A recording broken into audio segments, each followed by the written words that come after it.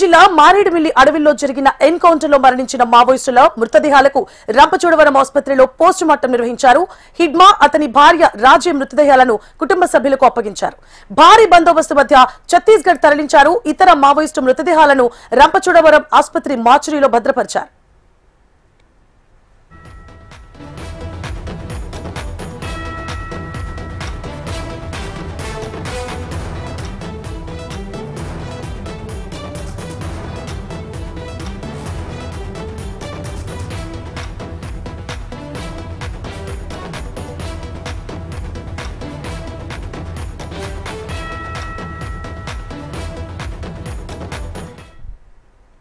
అల్లూరు జిల్లా మారేడుమిల్లి అడవిలో జరిగిన ఎన్కౌంటర్లో మరణించిన మావోయిస్టుల మృతదేహాలకు రంపచోడవరం ఆసుపత్రిలో పోస్ట్ మార్టం నిర్వహించారు.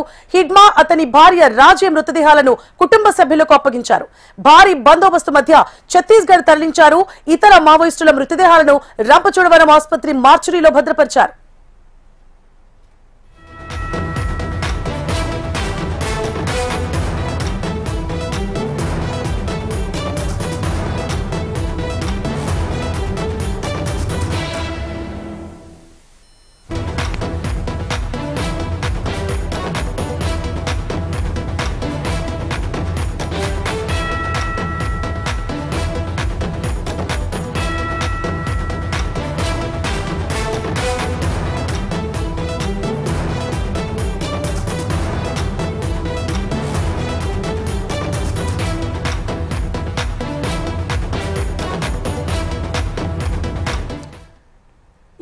అల్లూరు జిల్లా మారేడుమిల్లి అడవిలో జరిగిన ఎన్కౌంటర్లో మరణించిన మావోయిస్టుల మృతదేహాలకు రంపచోడవరం ఆసుపత్రిలో పోస్ట్ మార్టం నిర్వహించారు.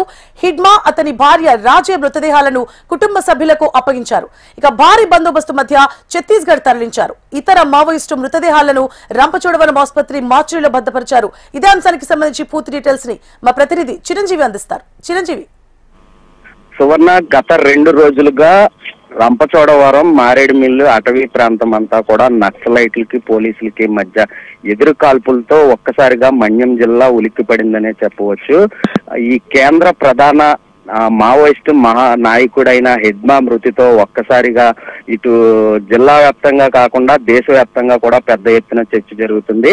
హిడ్మా ఎవరైతే ఉన్నారో అతను సుమారు 4 రాష్ట్రాల్లో 28 పోలీసుల మీద అటాక్ ఆపరేషన్ లో సుమారు 200 మంది 300 మంది పోలీసులు మృతికి కారణమయ్యారని తెలుస్తుంది. అలాగే ఆయన మీద సుమారు 1,80,00,000 రివార్డు ఉంది. అలాగే హిడ్మా అతని భార్య రాజీపై కూడా సుమారు 60 లక్షల రూపాయల రివార్డు ఉంది. అయితే అల్లూరి మన్యం జిల్లాలో ఈ ఎన్కౌంటర్ లో హిడ్మా మరియు అతని భార్య మృతి చెందారు. అదే రోజున సుమారు 6 మృతి చెందారు. మరుసటి రోజు 7 మొత్తం 13 మంది మావోయిస్టులు మృతి చెందారు.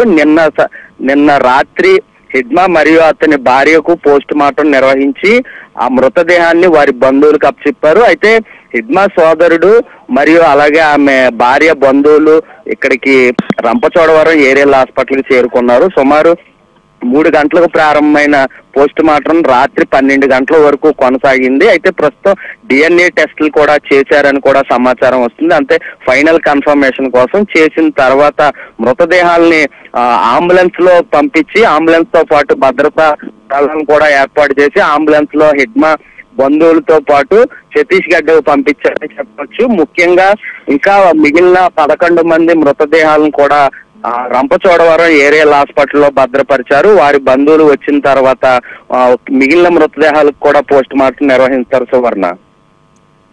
చిరంజీవి, అయితే హిడ్మా ఎన్కౌంటర్ కాకముందు ఆయన హైదరాబాద్ కు చెందిన ఒక విలేకరికి లేఖ రాసినట్లుగా తెలుస్తోంది. అంటే లొంగిపోయే ఛాన్సెస్ ఉన్నట్లుగా, లొంగిపోయే దిశగా ఆయన ఆలోచన చేస్తున్నట్లుగా కూడా ఒక లేఖ అయితే విడుదలైంది. మరి దానికి సంబంధించి ఈ నేపథ్యంలో కుటుంబ సభ్యులు ఎలా స్పందిస్తున్నారు? అయితే కేంద్ర ప్రభుత్వం తీసుకొచ్చిన కగార్ ఆపరేషన్ ఏదైతే ఉందో దాని కారణంగా ఛత్తీస్గఢ్ లో ఉన్న మావోయిస్టులకి అక్కడ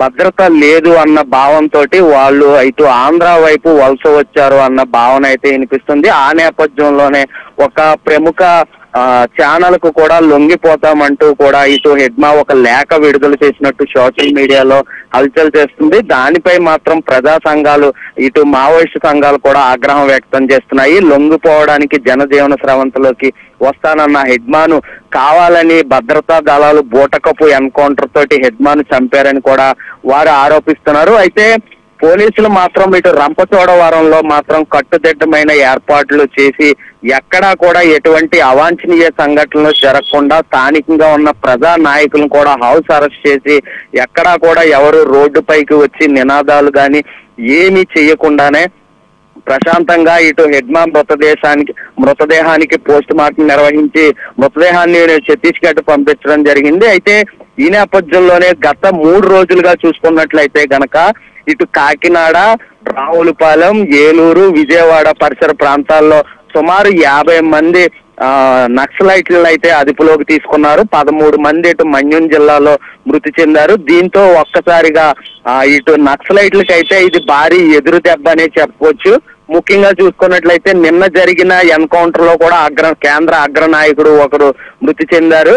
దీంతో మావోయిస్టులకి ఇది ఒక ఎదురు దెబ్బ. ముఖ్యంగా కేంద్ర ప్రభుత్వం వచ్చే మార్చి నాటికల్లా దేశంలో ఎక్కడా కూడా మావోయిస్టులకు లేకుండా ఏరువేత చేపట్టాలని దాంతో ఒక కార్యక్రమాన్ని అయితే తీసుకొచ్చింది. ఇక్కడ మన్యం జిల్లాలో మాత్రం ఆపరేషన్ సంభవ్ ఇంకా కొనసాగుతుందని ఏజెన్సీ ప్రాంతంలో మొత్తం జల్లెడపడుచు అధునాతన టెక్నాలజీని ఉపయోగించి ఎక్కడా కూడా ఎటువంటి కదలికలు కనిపించినా కూడా కూంబింగ్ నిర్వహిస్తున్నామని కూడా ఇప్పటికే జిల్లా ఎస్పీ మీడియా సమావేశంతో చెప్పడం జరిగింది. అయితే ఈ రోజు రాష్ట్ర డీజీపీ కూడా ఇక్కడికి వస్తారని సమాచారం అందుతుంది. దీనిపై ఇంకా ఎక్కడా కూడా అఫీషియల్ గా ఎటువంటి అనౌన్స్మెంట్ అయితే జరగలేదు Suvarna. Right, thank you for the updates Chiranjeevi.